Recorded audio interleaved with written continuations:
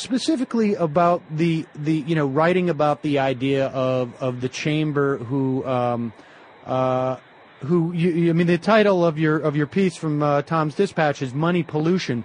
It's interesting to me because people like Lawrence Lessig have been out there for 3 or 4 years now, arguing that at the end of the day, our political system is fundamentally dysfunctional because of the influence of major corporate money.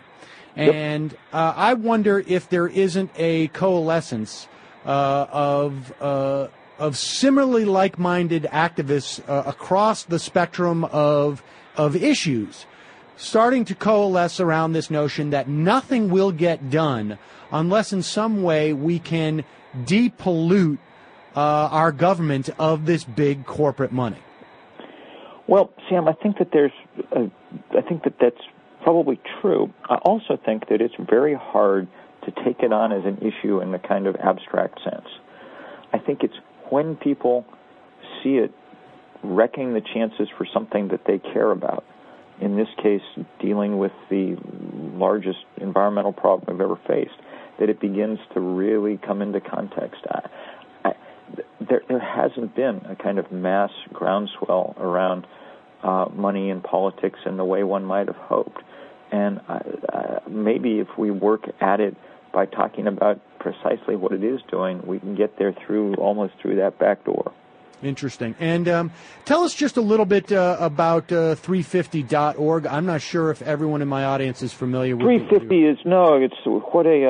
it's a weird name for a group, and it takes its name from what the scientists at NASA told us 3 years ago was the most carbon we could safely have in the atmosphere, 350 parts per million.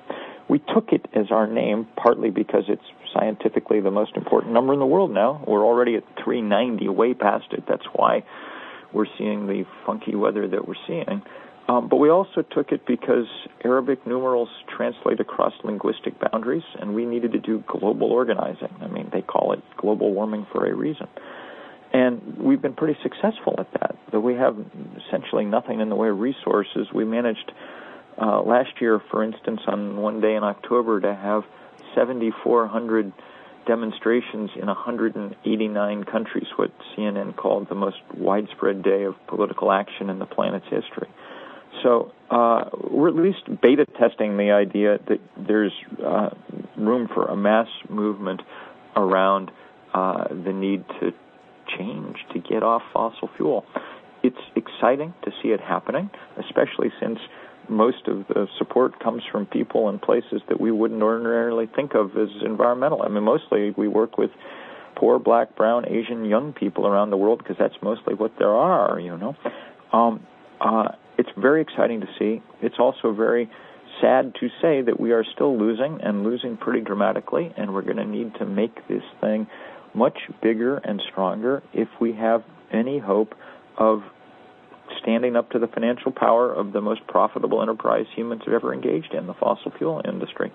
There's no guarantee we're going to win this. If you were betting, you probably wouldn't bet our way, but that's really not a bet you're allowed to make considering the stakes. So we're going to fight as hard as we can, and at the very least, give these guys a little pause in their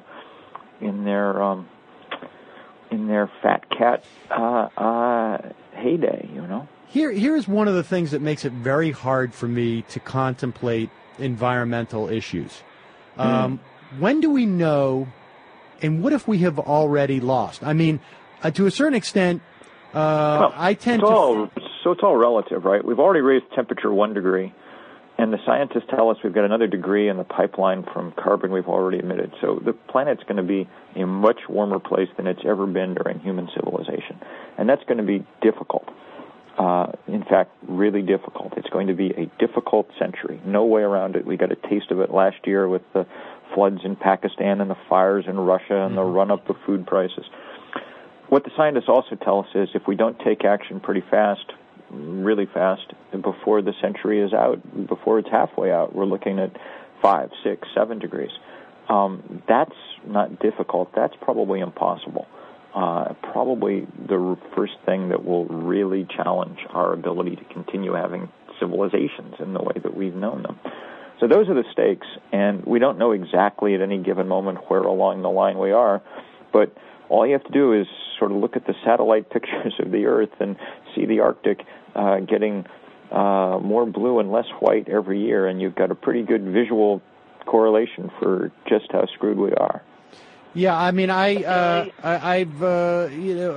have been somewhat of a James Lovelock fetishist to a certain extent, who is a scientist who found the hole in the ozone layer, and he feels that we may be past that point of no return, and what we'll be looking at on some level is not the end of humanity, but the end of civilization as we know it. And I'd say it's a very real possibility unless we get our act together really fast. Right. And that's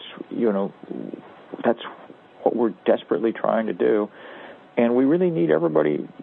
I mean, look, there is, in the end, no other issue.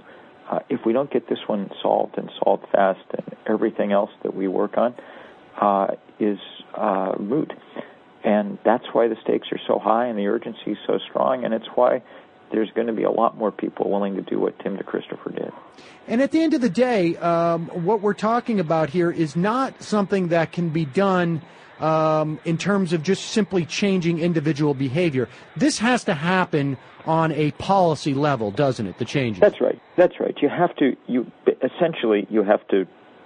stop letting the fossil fuel industry put carbon into the atmosphere for free. I mean, Exxon's business model is we get to use the atmosphere as an open sewer for free.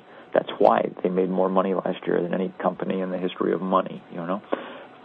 And changing that is the sine qua non of doing anything about this, and that's where the fight is. That's what the oil and coal companies are so far been able to prevent happening. And, they've got the lead because they've got the money.